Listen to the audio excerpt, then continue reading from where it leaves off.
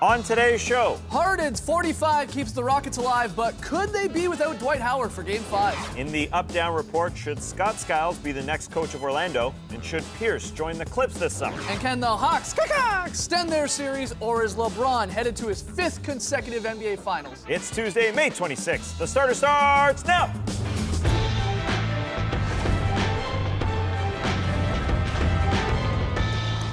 Good evening, Sweet World, and welcome to another playoff edition of The Starters. Whether you're joining us online, on the podcast, on YouTube, on NBA TV, we're very, very happy to have you. I'm J.E. Skeets, and alongside me, as always, it's Tas Melis. Thanks for joining us. To my right, Starters blog editor, Trey Kirby. Hey, Bo! Hey, Bo! Bo! And finally, the international man of mystery, taking it to the max, Lee Ellis. Friends. Lee, yes, lots to talk about tonight. We've got the up-down report, and we'll look ahead to Game 4 between the Hawks and the Cavs.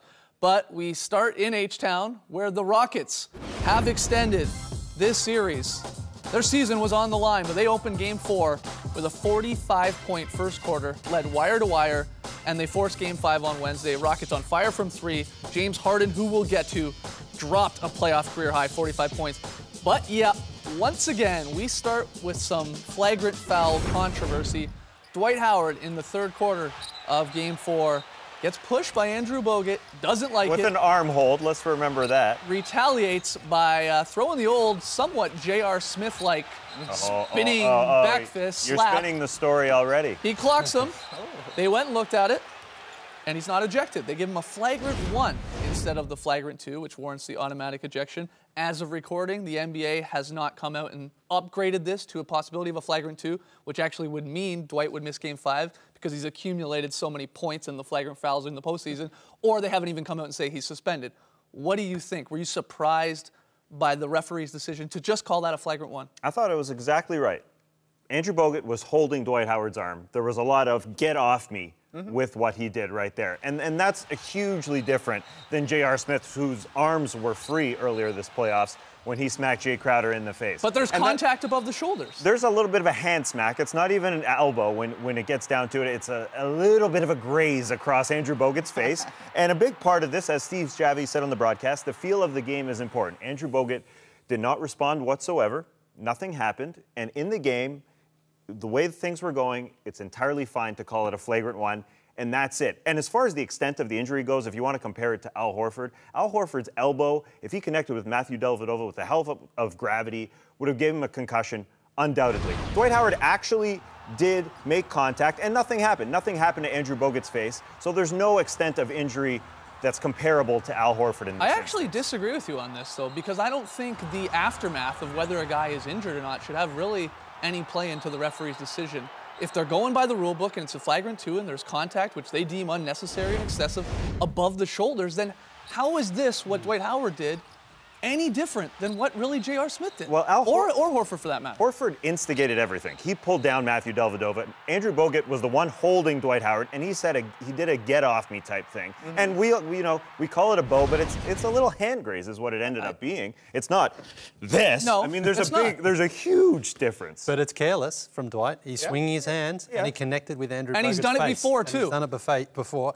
I think the referee's got it wrong because there's clear contact to his face with his hand. And I think that the rule states in that you have to be ejected. And I think Dwight's very lucky to have finished that game. What do you think? Yeah, I think it should have been a flagrant 2 just because, like you're saying, he made contact above the head or above the shoulders, and he definitely did make contact, even if it was a graze. He was definitely aiming with the elbow. And I think that the past incidents with Dwight kind of lead you to say that there's, if you want to steal a phrase from the Atlanta Hawks, there's a pattern of behavior. He's a guy that will throw an elbow at somebody's head if he's getting locked up inside. I mean, it happens quite a bit, but I don't know. I think that this scenario, like in 2009, is pretty much what happened here. He got a technical for throwing this elbow. They looked at the tape afterwards, saw there was contact above the shoulders, and he was suspended the next game. That's true.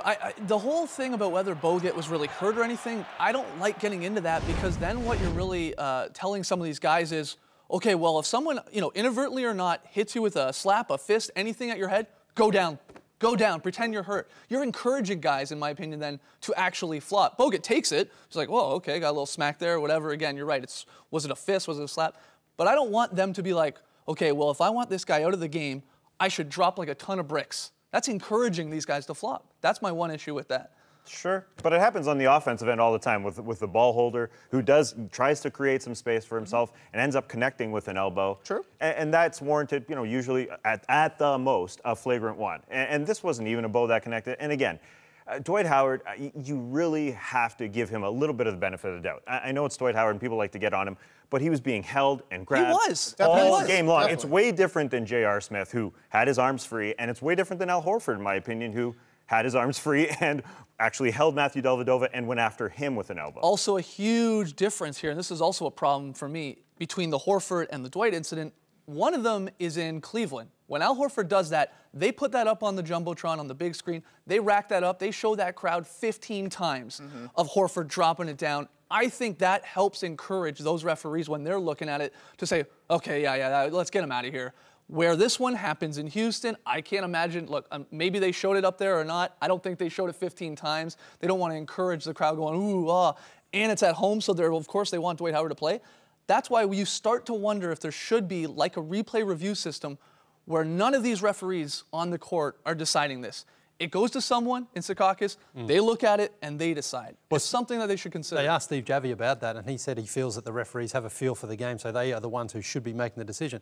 But you're right, because crowds can influence officials. We know that not necessarily on these calls, but on some other calls as well. So it is something for the league to, I think, explore and just to see if it does have some more impact. Because in this instance, I think they got it wrong. And I think with the Al Horford one as well, that probably, he might not have got ejected if that wasn't in Cleveland against the Hawks. So we don't know, again, as of recording this show right now, does your gut say that the NBA will maybe, even just like I said, upgrade this to a flagrant 2? After what happened there with Horford, what we've seen with JR, they upgrade this to a flagrant 2, which means Dwight would miss Game 5? Or do you think the NBA says, no, they handled it all right? I don't. I think they did a great job of it. And I think Steve Javie made the right sort of phrasing when he said, the referees know the feel of the game. And Bogut was grabbing him. And that's a part of it. I mean, you can't just grab a guy at your will and not expect the guy to, retaliate or even think about. Okay. Why does Bogut not get a technical then in this situation where Dellavedova got a technical? Well, I think that was incorrect. So so that's what I'm saying. I think Joey Crawford and that crew, they got this one wrong. Let's hear what you guys think. We got a lot more to get to in this game. Let us know on Twitter, #TheStarters. You agree, disagree with how they handled it and whether or not Dwight should even play in Game 5. Another scary moment, much more scarier actually than of course the slap of the fist from Dwight. Steph Curry taking an unbelievable fall. I mean, the NBA entirely holding its collective breath when he took this fall. Lands there, coming down, 5-6 feet it feels like, landing on his back and his shoulder. His head hits the ground. He laid on the court for several minutes. A very scary scene, made his way back to the locker room. At first, the report was that he had suffered a head contusion and that his return was questionable. Some 45 minutes of actual time later, he does make his return to this game, but wow, was that a scary scene. It was scary, but obviously they went through the protocol and everything was all right because he made his way back, you said 45 minutes later. So they took their time to make sure he could run over some wires over there. I don't understand why there's cables there. Get those out of the way while Part he's of the taking his protocol. Part of the protocol. Can you run over wires? But he said he was fine. He told his family when he jumped onto the floor that he was fine, motioned to them and his wife Aisha, who's out there watching him play. They're scared. Obviously, he didn't feel right tossing up an air ball as soon as he came back. Steph Curry tossing up an air ball. Even his air balls are beautiful, though, aren't they? They are. As Steve Nash tweeted, the kid even falls well because he falls so perfectly. That's so true. He fell so perfectly. And to even see this, to see somebody block him on the outside was odd. But then he got his feel and the flow going. 45 minutes of dead time is obviously going to affect you that way, no matter if you have a head contusion or not. And he seemed just a little bit reluctant, even when he got to the rim, to actually go after it. So it's understandable why this happened. Can I ask you guys here, though, were you surprised that they even brought him back? Yes, he goes through the test back there. He says he's fine. The doctors clear him. Okay, you're good to go. With the game sort of like in control, I know the Warriors made it a game, don't get me wrong, but the Rockets in control of this game right from the start. You're Game 4, you're going back to Oakland. What's the real rush? Were you surprised he came back? Yeah, I was definitely surprised he came back for all the factors you said, but I think the Warriors were making a little bit of a run without him, and Steph Curry looks at the teams and says, if I come back, we can probably finish him off here, and you can't fault him. They said there was no symptoms. He said the fall was worse than it looked. Definitely surprising that he came back, but if he felt fine, then good for him. Yeah, and I think the team made the right decision because they went through all those checks first, and you would think with an injury like that, or shot or a fall like that, they would be 100% sure that he has passed any of those protocols before he goes out there, because obviously you don't want something else to happen that could affect him long term. So I think he was a little bit groggy, but you know, as you mentioned, Tass, once he sort of got a few shots and got his legs under again, I don't think he was really significantly affected. I think part of the decision for him to come back is that they didn't want him to be groggy at the start of Game 5, and those be his first minutes after the injury or after the head contusion, and for them to start slow in Game 5. They want to win this series. No, absolutely true. I mean, some people, though, are a little upset. And again, I'm by no means a doctor, no head trauma and all that. But some people wonder, can you really determine if someone has a concussion after 45 minutes? Well, I don't know why you're asking us. The doctors know. Well, yeah, there's other reports yeah. that say that you actually can't. That's all I'm saying. And you wonder if the NBA will again. And this is good. This is good that people are having this conversation and trying to figure it out. It was dramatic. Obviously, he's the golden boy of the NBA, and everybody loves him. But at first, when he did initially fall, I thought he was going to be fine. I mean, he sort of fell under his own power and turned over under his own power. And then, yeah, obviously we had to go through 45 minutes. But at the same time, if you look at it, that first instance, he wasn't out concussed whatsoever. And you're right. I mean, Steve Nash is spot on. Like, he could have, like, you know, he lands, he puts all that weight on a particular elbow or a shoulder or right on his head. Sure. I mean, he almost did land in That's the what Bogut perfect did spot. when he broke his arm. That's he fell exactly that right. way. Yeah. All right, a little bit more to this game. James Harden, a huge reason why we have a Game 5 here. I mean, all this other stuff coming into play. Steph sitting out there for a while, and Dwight Howard being allowed to play. But James Harden rebounds from a poor performance in Game 3. Ridiculous line in Game 4. 45 points, 9 boards, 5 assists, 2 steals, 2 blocks, 7 threes, and 12 of 13 at the line. It was a wild game, simply because the Rockets couldn't miss, it felt like, just for so long, including this man who, yeah, they didn't want to go out like that. And Dwight Howard said after Game 3, how on earth are we going to finish our season like that? And then everything just going so perfectly well for the Rockets. They weren't going to go home or stay home, however you want to look at it. And we need to appreciate what James Harden has done in this playoff series so far. Through 4 games, he's averaging 32 points, 8 rebounds, 7 assists a game on 50% shooting, 48% from 3 against the league's best team. Against the league's best team. He is killing it. It feels a little bit like when Vince and Iverson were going at it in 2001 and putting up those 50-point games, both Steph and Harden having these unbelievable games. All right, we got lots more to come here on the starters when we return. Thumbs up or down on the worst game of tic-tac-toe of all time.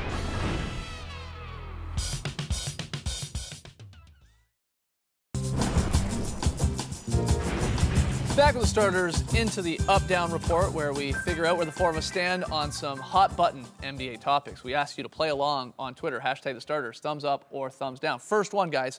According to Woj of Yahoo Sports, Scott Skiles is the front-runner for the Orlando Magic coaching vacancy.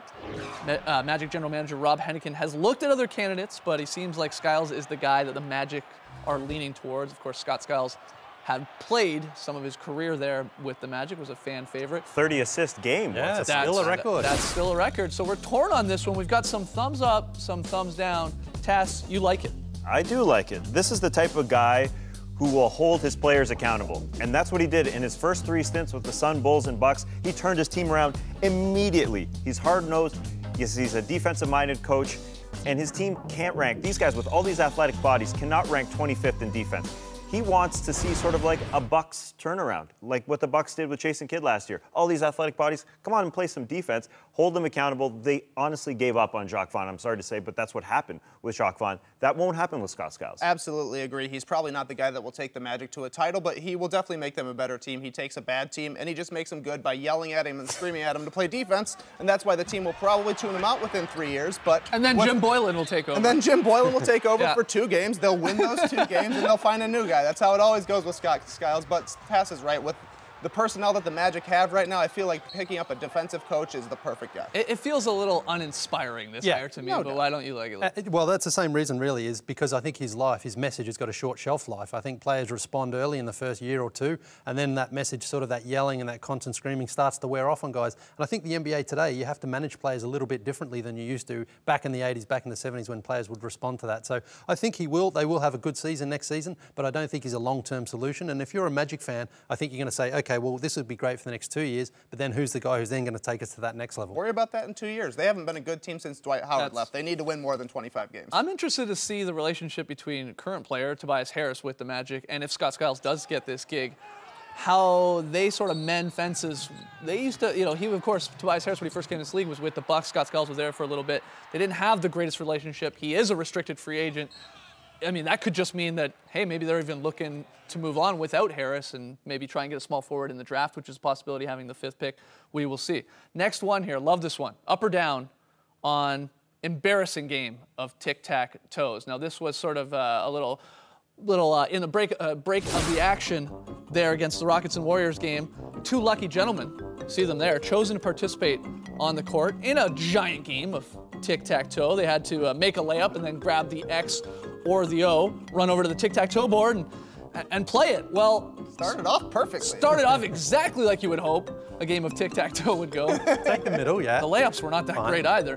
But then it just gets hilarious. Watch how many times one of these guys could walk away with the goodie bag. See, the Toyota logo looks exactly like that circular symbol around the rocket art, and that's why this gentleman here, he popped it in the middle. He didn't pop it in the spot for the W. It looks too similar. Okay. He thought there was a piece there. So, all right, the old guy can win right now. Nope. Oh, my Gonna God. go for a block. Defense first. So this thing ends, of course, in a draw.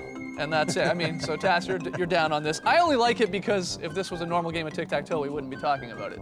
Yeah, exactly right. I'm up on this. I don't even know what up on this means, but I like seeing a tic-tac-toe game go this poorly because it's rare to see a game actually end in a tie these days, I feel like. The only thing I could think of maybe, too, is that these guys talked beforehand and say, hey, man, maybe we both get a goodie bag. Yeah. If we just That's get a Cats bags. game. Yeah, You yeah. hope that's what it was. Yeah, hey, don't go for the win. We'll both walk away with like a Dwight Howard jersey. Maybe. Yeah, These maybe. poor guys, though, they're never going to live it down now that it's on the internet. Their friends are going to play it to them forever. That's absolutely right. All right, let's hear what people think on Twitter. #TheStarters. Thumbs up or thumbs down. You're right. What that really means about that tic-tac-toe game? It's good. Who knows? All right, love this next one, though. There's a report going around right now that Paul Pierce, possibility of going back to play for Doc Rivers, but joining the Clippers this offseason. He would have to walk away from a second year of his deal, $5.5 million, in Washington to then finish his career possibly in his hometown, of course, from California. We got a split table on this as well. Lee and I are down. Trey and Tass, you guys are up on the idea of the truth going to play with Doc again. I think it works out for both teams. I think the Clippers, obviously, they need some depth, help out at the 4 spot, at the backup spot with Blake Griffin, getting some rest. And they're just so close. They need some guy to come in for minutes, and they don't have any money. So Paul Pierce will come on the very cheap. And also, with the Wizards, they need to blossom. Otto Porter needs minutes. Bradley Beal needs to be taking those shots that Paul Pierce is taking.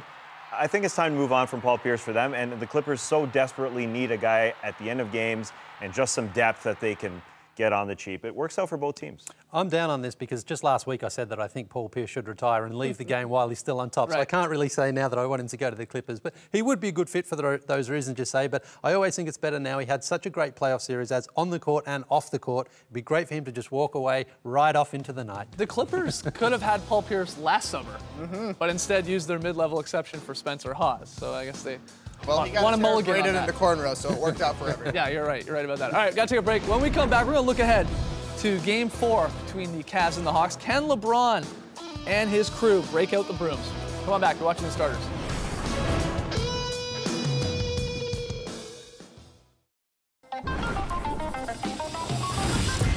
Back with The Starters. Stakes pretty simple here for the Hawks in Game 4. They either win to extend their greatest season in franchise history, or they lose and a 60-victory campaign goes poof like that to the Cavs in a sweep. Interested to see what LeBron James, of course, will do as an encore coming off that incredible Game 3. He wants to end this tonight. He wants to save his body. He's a student of the game. He knows that he's got the second most playoff minutes over a 5-year stretch in playoff history, the most besides Larry Bird in the mid-'80s. He wants to be healthier this year than he was last year against the San Antonio Spurs. Goodbye, Atlanta. But on the other hand, can't you see this being the LeBron game where he decides, I'm not going to post up the entire time, I'm just going to play it from the outside because we've got this one in the bag. And the Hawks have got to feel pretty good about themselves considering Al Horford was ejected in Game 3. They played them pretty well. They played them as well as they have so far in the series. They had a chance to win it. Horford's going to be back. The Hawks are desperate. It's going to be a good game, I think. I'm just worried how the Hawks respond after a heartbreaking loss. That was a heartbreaking OT loss. You saw the Rockets get 2 real close losses in that series, and then Game 3 they just had a down game, and that's what I feel is going to happen. Yeah. I really hope they get a win, though, because like you're saying, this is their franchise best season. They don't want to go out on a sweep. They deserve a win. They don't deserve to go home in 4 games. Yeah, Al Horford, you said it, is going to be playing in this game. The league has decided, there's no further actions on him. He got ejected there in Game 3 for dropping the people's elbow on Dellavedova, but he's not going to miss another game. So he's in there. You would expect him to have another great start. He started Game 3, which was a huge thing. And we talked about it after that game, the no Horford effect, how many easy baskets, or how much easier at least it was for the Cavs, like guys like Tristan Thompson and those, to do damage inside with the offense rebounding. But LeBron's not going to start off as poorly as he did. You wouldn't think so. He's not going to start off 0 for 10. And the fact was, despite that bad start and despite Horford going off, the Hawks were up 3, only 3 after 1 quarter. And that in Cleveland, you got to have a bigger lead. I'm just very worried. It just seemed like too many things went right, and the game was still tied for them basically throughout. They couldn't get a stranglehold on this game. I don't see how they win. Well, Jeff Teague, a lot of it falls on his shoulders as well, again, especially if Kyrie Irving doesn't play, which he probably won't. He has to be aggressive and has to take it to Matthew Dellavedova, take it inside. When Jeff Teague scores inside in the paint, the Hawks are such a better team. The Hawks bench, too, needs to be better. They're 2 guys that have been playing in the rotation for him all year, Dennis Schroeder and Pero Antic, are getting DMPs, and they're getting outplayed by the Cavs bench, who they're banged up too, and the Cavs bench has been outplaying them in every single game this season. That's a huge reason why the starters are able to sometimes get a lead and then it disappears, or they're not ever able to extend a lead and they're playing from behind. It's been tough for the Hawks. They need to get better production from pretty much everybody. Yeah, Budenholzer, of course, searching for answers with this bench. You said it. Schroeder getting only a couple minutes there, same with Pero, so he starts going to guys like Shelvin Mack, who was solid in Game 3, obviously missed the key shots down the stretch. Muscala getting some burn. He's trying anything. Anything from any of these guys. They've been bad all playoffs. So you say Cavs take care of business tonight with the sweep. What do you got? Unfortunately, I'm saying the Cavs too. I'm giving the Hawks one. I'm going with you. We had the Rockets last night in the extended series. I'll say the Hawks. Have some faith. Give us a Game 5 here in Atlanta as well. Let's hear from you guys fortress on Twitter. One more break. When we come back, Lee's very solid play of the night and a fan sign.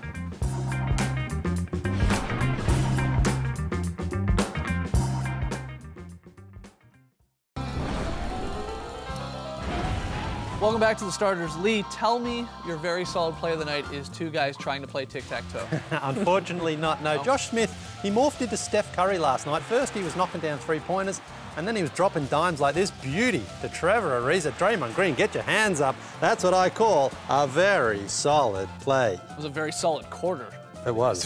Very solid game. Putting up 45. We got a fan sign. Yes, we do. It comes in from DJ Pribble Scribble, who was at the Cleveland game on Sunday. But Tassie, it's really for you, so can you read what it says there? Iman Shumpert, a.k.a. Iman Shumpert. That's it. Beautiful job, DJ. Nice sign. All right, just a reminder, tonight's game, it's the Hawks and the Cavs. Game 4. Cavs trying to put this one to bed. LeBron hoping to go to his 5th consecutive NBA Finals, which would be sort of unreal. Gets underway at 8:30 p.m. Eastern on NBA TNT. We'll be back here to break down that game and a whole lot more, so join us at 6:30 p.m. Eastern Time. Thanks for joining us, folks. And remember, the song Upgrade You is played at all NBA referee conventions. Race the night, people.